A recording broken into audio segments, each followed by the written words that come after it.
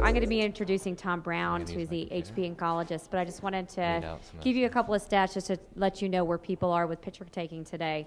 You know, when I was growing up, I couldn't wait to get the pictures back from my family vacations. My mom would take about 3 or 4 rolls of film.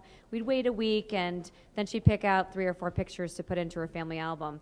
So today, I have 3 children, and I take thousands of photos, and I don't really think about it because it doesn't cost anything. My oldest is 10, by the way, so thousands is realistic. When you look at what's happening today, MPD had a recent survey in December. They said that smartphones taking pictures went from 17% in 2010 to 27% in 2011. So that's a 44% increase. And when we realize we have our smartphones with us all the time, you know that we're taking even more pictures. Flickr estimates that over the last 2 years, their uploads from mobile devices increased by 8-fold.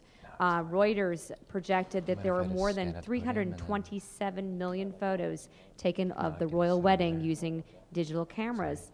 And in early 2011, Facebook estimated that they house 60 billion photos. PhotoBucket has 8 billion, Picasa has 7 billion, Flickr has 5 billion. So there's so many photos that are out there. Now, what are we doing with them today? We are sharing them online, but when I think about what I really like to do, my kids want to see them in albums still. They want to touch them. They want to feel them. When we have class projects for school, they're always photo related. They want to have recipe books where they can see pictures of the child or a mug that has a picture on them. So when you think about digital imaging, it is very digital and it's the way that we share, but we always want to step back and say, how do we really appreciate them? It's by hanging it on the wall, it's by putting it into a book, it's by creating something tangible. So it's with pleasure that I introduce Thom Brown, the HP Inkologist, to let us know how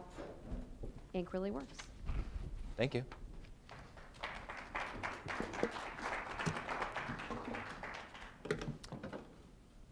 So hi everyone, it's on this side here. All right. So thanks for sticking around Thursday evening, or almost evening, right? CES, pretty cool. My name's Thom Brown. I am an Inkologist at HP. Now, what is inkology?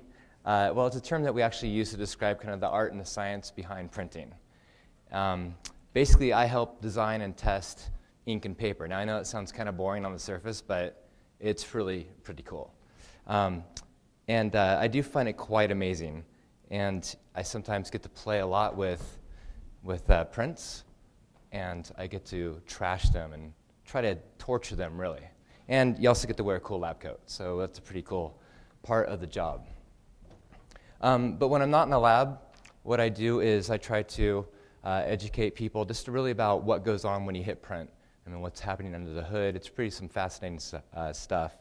And today we're going to focus really on durability and archivability of prints. So how do you get the best archival and durable prints from your printer? Okay? All right. So how many people have kids? I do, or at least are around kids, right? And keep your hands up, of course, if they've destroyed something of yours, some kind of product, spilled Kool-Aid on the rug, maybe tried to put a sandwich in your DVD tray, something like that, right? Anyone that had their hand up, you want to share what the most expensive thing was that was damaged? Anything? Well, hopefully it wasn't too, yeah. All right, Xbox 360. Can we get him a prize for answering? Thank you for participating. So an Xbox 360, it can either be repaired or replaced, but sometimes things can't be repaired or replaced. So cherished mementos, especially photos, right? So let's say, for example, that you have a picture, or photos from your kid's first year birthday party. It's now, what, 6 years later or so, probably 2 or 3 computers later, so you no longer have that original file, but thankfully you were smart enough to print out a photo at some point in time, And now you rely on that photo as really your only source of that image now, okay? And so that photo can either be framed up on a wall, or it can be up on your fridge or something. And that photo is being attacked every moment of the day by light, by air pollution, by humidity, by heat, and also accidents can happen, right? So things can get spilled on a photo. And we spend a lot of time at HP making sure that things stay durable. And if someone wants to come up and be my assistant, I can make you an honorary Inkologist, or I can just do it myself. That's fine. You want to come up? Come on up. Ooh. I like participation. By the way, these are my family and kids. I like to say the family that robs banks together stays together. They're pretty cute.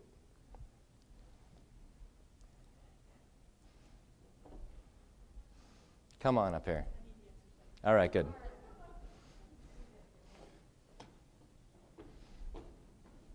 Welcome. Hello, what's your name? Sharon. Hello, Sharon. Would you like to don the Sure. lab coat? I was looking at it thinking,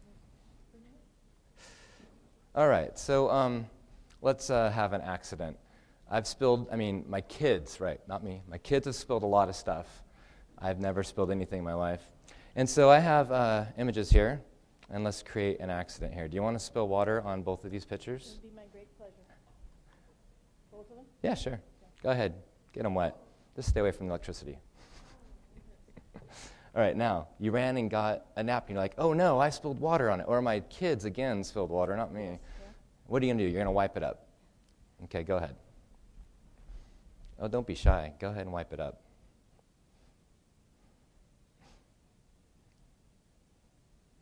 All right, and what about the other one?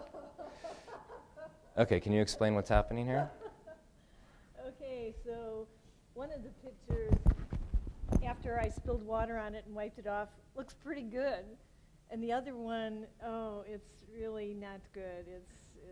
It's warped. It's not good. Excellent. Okay, so what I did up here is I created one print. I don't even have to tell you which is which, with the original HP inks and papers, and the other one with a third-party lower-priced alternative. So you can see two things are happening. One is the image is starting to actually transfer, and it's tough to see on this brown paper towel, but there's ink actually coming off. That's why I had you put on the lab coat so you don't get ink on your clothing. And then secondly, the paper itself, the integrity of the paper is being lost. It's almost like a wet paper towel now. And so both the ink and the paper are allowing this to happen as far as water durability. Now this one is around forever. This one, of course, if you didn't have a backup file, you'd have to get rid of it, and there goes your photo. And if you did have the backup file, you still have to reprint it, so you're wasting time again and printing a second one when you didn't have to. So thank you very much for coming up. Well, yeah, I know. Okay, thanks. Oh, wait, am I supposed to give you this back? You can keep it for a minute if you want. No. All right. So, thank you again. The inks themselves, they really are the hardest part, our hardest working part of the inkjet printer. So I won't go into all this kind of stuff here because I could speak, trust me, for hours about this, and I find it fascinating, and I hope you do too. You can nerd out with me on some of it. But the ink has to interact and touch everything that's going on within a printer, within a print cartridge. I know it's hard to see from this stage, but there's a little print cartridge here that I've taken apart so you can kind of see the inner workings of it. There's all kinds of components and plastic pieces and foam, precious metals. There's a print head. Anyways, it has to interact with all that. It also has to interact with itself. So the yellow ink and the black ink have to work together, and we don't want them to merge or start to mix. We want them to stand exactly where they landed on the page, and that's that. For some fun here, to tell you to kind of stress that the ink has to go through. If anyone hasn't heard about this before, thermal inkjet printing, which is how HP delivers ink to a page, it's only done with heat energy. There's actually no moving parts that are squirting that ink out. So if you recall back to like an old coffee pot percolator, that coffee is brewed only with heat energy. Okay, so heat by a resistor is applied to the little area where the ink is sitting, waiting, and kind of like a boiling pot of water, it starts to invigorate and creates energy, and it has only one direction to go because we've created a nozzle, and that nozzle then shoots out this ink into one area, straight out here, and it lands on the paper. So to heat up that ink, anyone care to guess how hot the resistor has to heat up to actually invigorate and shoot out that ink drop? You want to throw out some ideas? How much? 100? 100 degrees higher. It's actually 300 degrees Celsius. So not Fahrenheit, but Celsius. That resistor heats up to fire at that ink drop. Pretty crazy stuff. Now when it leaves the print head, this is a little tiny print head here with microscopic nozzles. When it leaves that print head or that nozzle, how big do you think the nozzles are? The width of a human hair? Larger, smaller? Smaller. In fact, 1/3 the width of a human hair each nozzle is that the ink fires out of. And a typical inkjet cartridge like this one here in your normal home printer has about 500 nozzles. Some of our newer printers for office printers have 5,500 nozzles on one print head. Okay, so that little tiny ink drop, lots of stress. It's being heated up, being fired out of a nozzle. It's 1/3 the width of a human hair. And then when it leaves that nozzle, how fast do you think it's traveling out nozzle? By the way, the term inkjet came from that because it's actually being jetted out of that nozzle. All right, I'll tell you, it's 31 miles per hour is how fast it leaves that nozzle. So pretty impressive stuff, right? Furthermore, when we're printing, this ink cartridge, basically it paints one row at a time going back and forth across the page, right? Well, we can't just print the entire page at once, and the ink cartridge has to move back and forth. So there's a little tiny gap between the print head and the actual paper. Now these inks are microscopic, of course. 1.3 picoliter is the size as small as we can print to. Now nobody really knows what a picoliter is, and let's just say that it's really, really small. In fact, 4 billion drops of ink can fit in 1 teaspoon. 4 billion drops in 1 teaspoon. So anyways, these microscopic ink droplets have to travel a huge distance relatively for themselves. But if we were to blow them up to, say, the size of a grape or a quarter, it'd be like falling or dropping that quarter from a 30-story building to hit the paper or the sidewalk below. So the ink droplet's actually traveling 30 stories every time it leaves the nozzle. Pretty crazy stuff. Oh, and it can do it up to 36,000 times per second. And that's why I find it fascinating. But I'm also a nerd, so that's okay. All right, so the ink itself, I hope people understand that it's more than just colored water. It is water-based, so it's an environmentally friendly vehicle, and there's also a colorant in there, and that's what gives you, of course, the color.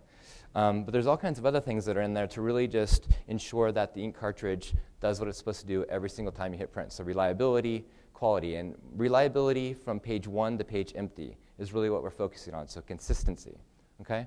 And I won't go through all these here, but just pick out a couple. If I can find my string. Oh, well, I'm missing my string. One thing is a polymer binder. Now, if you go back to chemistry days in high school, polymer is really a long chain of molecules. So we have those in there to help essentially act as like a glue or a shellac with the colorants. So these are my little colorants, which are little pigments. And so, the ink cartridge would print it, and it would fall to the paper. And when it lands on the paper, we want it to stick there and stay there. So this polymer binder is basically a long chain of molecules that wrap around and tie each molecule together and acts as like a shellac over the entire print. And that's how we're able to get durability, such as like water resistance, because we're attaching all the pigments now to each other and to the paper instead of just one being left alone. And if it were left alone, the water or light or whatever could be able to pull it off. So that's a polymer binder. Another thing that we like to have in there, well, it's something I think is pretty cool. It's called an anti-kogation additive. It's a really fancy word, but really it's taken from a Japanese word, koga.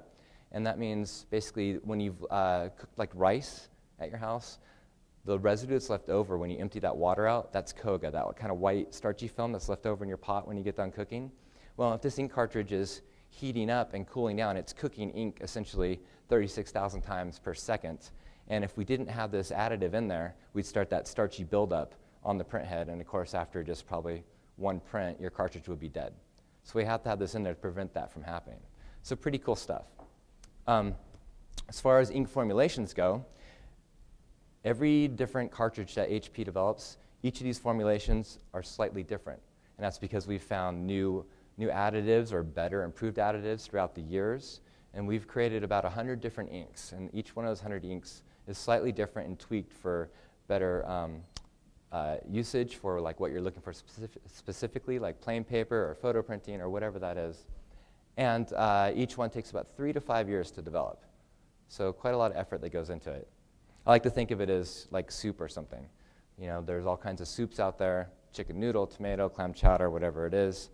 And you'd probably be disappointed if you ordered clam chowder and got chicken noodle. Well, that's why we have different inks, because we have different usage for it to satisfy whatever you're looking for. All right? So continuing with the theme of soups, you know, there's a million different kinds of chicken noodle. I like my grandma's famous chicken noodle recipe myself, and it never quite can be recreated if I go to a store or go to a restaurant. It's not quite grandma's recipe, right? Well, it's the same thing with HP ink. We have a secret recipe for each of our inks, but there's alternatives that are out there. And one thing that I'm really proud about working with HP is that we never prevent someone from refilling their cartridge. We understand that, hey, if you want to do it, it's your printer, go for it. But we'd like to think that you won't get the best quality. In fact, most of the results show that typically if you swap out that ink for a refill ink type, there may be some failures or issues. You're not going to get grandma's chicken noodle soup, you're going to get something else. And it may or may not satisfy you. So here's some real life examples from some people around the United States who actually asked them to go refill ink and compare it side by side to HP. And here's some things that they got. So the first two on the left are potential issues that came up, and the cartridge actually started leaking even before they put it into their printer. So that's never a good sign. So those are catastrophic failures, of course. But there's also other failures that come and go intermittently when we're talking about image quality. So the image there, two in the middle, they're hard to see on the screen here, but there's banding that comes and goes, and there's colors that come and go too. And the hard thing about this is that it's not consistent, is that it has variability. It comes and goes day in and day out. So you don't know if you're going to get a good print today or not. And then there's also just completely bad washed out images that you can never recover. So the bottom line is that we're not getting grandma's chicken noodle soup. We're getting something else.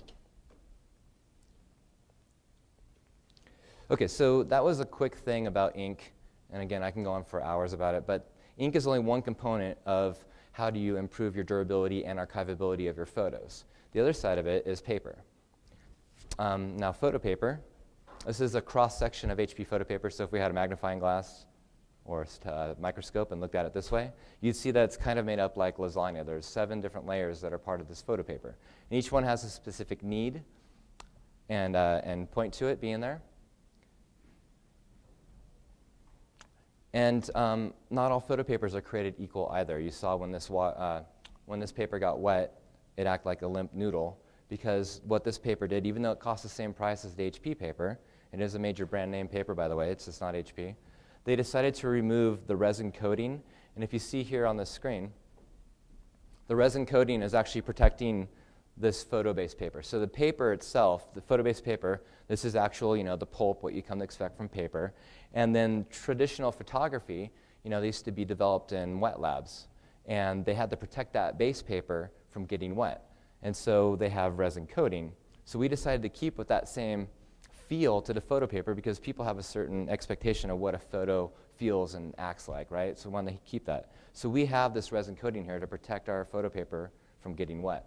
This one here cut corners and decided not to. No. So the ink only comes in on top into the ink receiving layer. It doesn't actually go past this. This is a barrier. So these never get hit by ink, only that top coating part. Okay, so just like the different inks, different photo papers have different designs too, and we have ours designed to be water and fade resistant.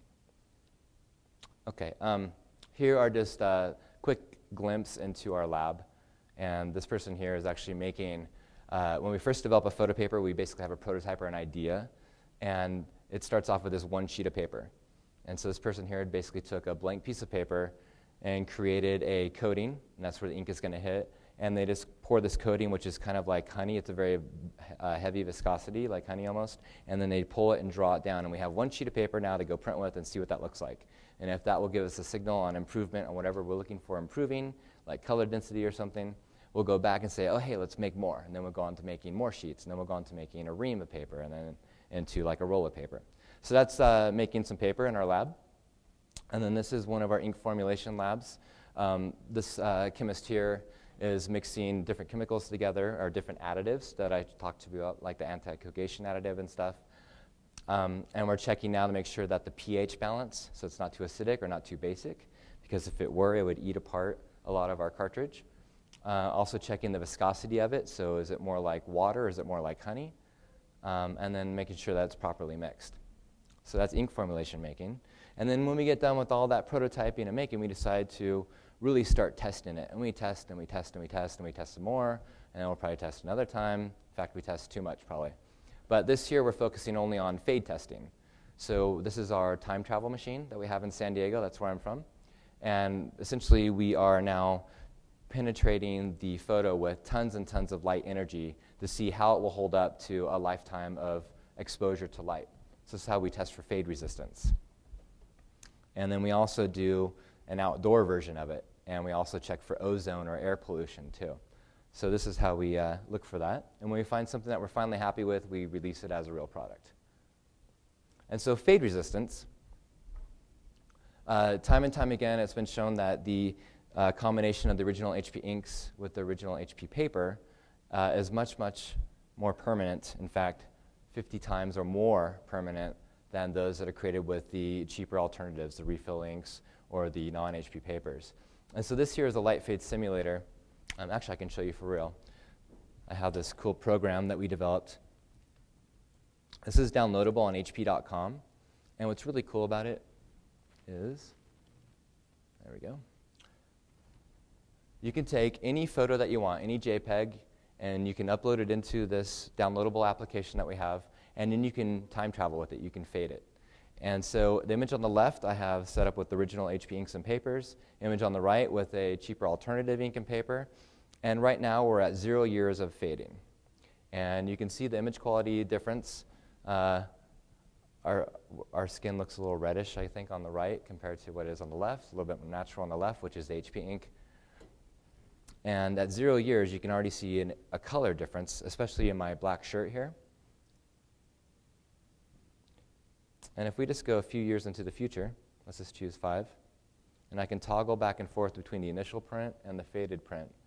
And you can already see just after 5 years, the refill ink and paper is starting to fade. Okay, so that's just 5 years. You can imagine, of course, what happens, many years into the future, right? Yeah. Okay, thanks. 3 minutes, I'll hurry up here. So the bottom line is that if you choose the right inks and papers that were designed to work together, you're definitely going to get the better durability and archivability.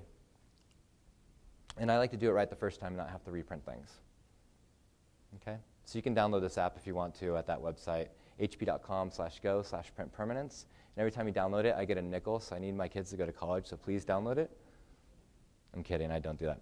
And this, to kind of close, I know a lot of people when they go to buy something, especially like a printer or any technology piece, usually spend a little bit of time, if not a lot of time, researching, okay, what printer do I want, specs, price, feeds, all that kind of stuff, features, and you're looking at image quality and stuff too.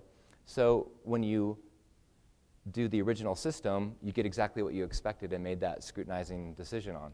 Of course, as soon as you swap one of those inks or papers out, all the performance changes, and usually for the worse.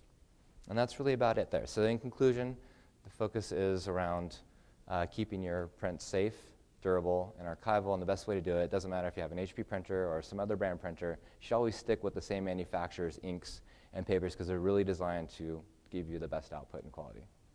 Okay? I'm up on Twitter if you want to follow me. I like to talk about ink and geek stuff, but I also like to talk about music or vintage Vespa scooters, whatever it is. And I'll probably put up a couple tweets about my YouTube channel so you can learn all about the cool stuff that goes on behind it too. So we have an Inkology video series. Thank you very much.